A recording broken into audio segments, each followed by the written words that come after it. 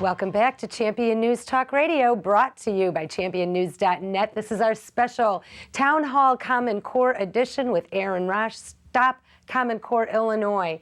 And Erin, before the break, we were asking questions. We have a question right here. My name is Fred London. I'm from Plainfield, Illinois.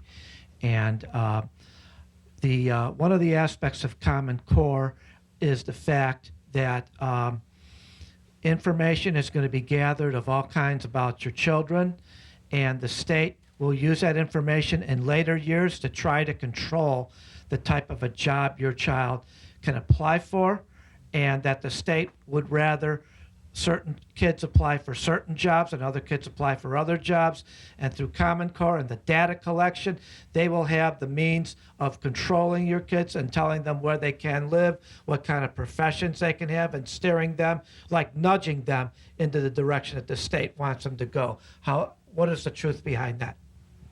Right. One of the points that Bill Gates had is he believes schools should be about career and college ready. And in fact, that's what it's called. And when they're collecting all these metrics down to just the most minute behavioral and performance that your child has, and then this data extends to age 20 and is shared with what they call the labor force, that means that your kids will be receiving, in essence, job training and career counseling through school. That's a new thing. You know, we're sending a lot of children to college, and they're winding up heavily in debt. They graduate without talents that are going to get them a job that's going to pay well or do things that people are willing to purchase. They're just sending them to college as though that were the way that everybody had to go. That's crazy. Most of college is teaching real professions, whether it's doctors or lawyers or engineers or other things where they're professional. But for the rest of it, it's altogether too much beer drinking 101, and it isn't worth the heavy debt that these students are going to have when they graduate.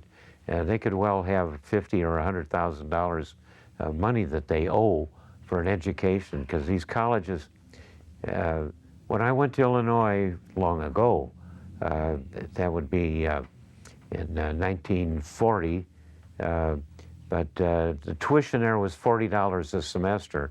It's more like $40,000 a semester now. More like that. It isn't quite that high, but it is a heavy financial burden.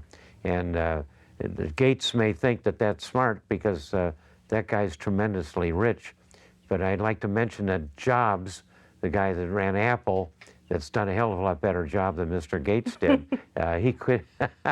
He quit college.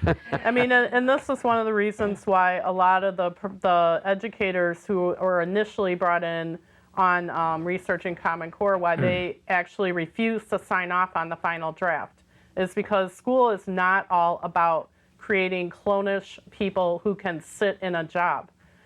It squashes the ability of children to veer off the path that may be chosen for them, be creative. Impedes innovation and creativity. When essay answers are going to be graded by a computer algorithm that grades you based on the structure of your sentences and what size words you use, that is not fostering creativity. That's fostering, hey, I'll pay $20 to know what the algorithm is so I can write complete nonsense, but I'll get an A. I'll get an A.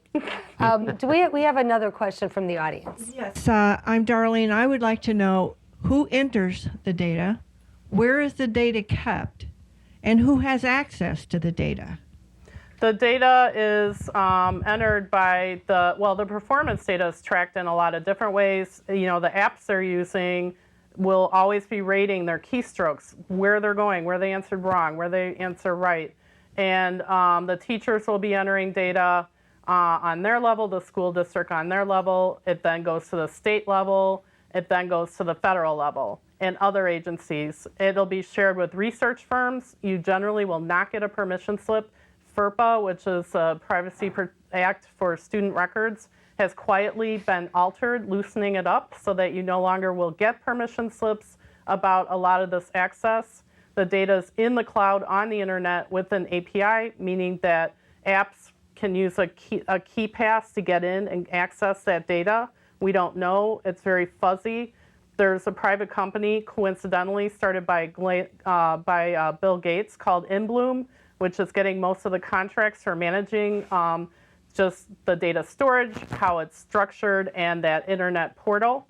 And this will track your kids, like I said, from preschool all the way through to age 20. So what Fred was asking earlier, that may not be such a falsehood then. All this tracking could preclude you from getting a job or preclude you. What types of questions are they asking? I mean, they don't ask personal things like political affiliation or religious affiliation, do they? We don't know. Yes, those questions are data fields that can be entered. The federal government gave guidelines. Those are okay. Political affiliation, religious affiliation, your parents' behavior, your behavior, behavioral problems. If you say something mean to a classmate, goes in your file. I mean, there's 400 data points. It's almost like a genetic fingerprint of your child when you could possibly, if your state decides, know 400 things about them. Fundamentally transforming America into a brave new world. Common Core, more when we come back after the break. Stay with us. Don't go away. It's going to be great.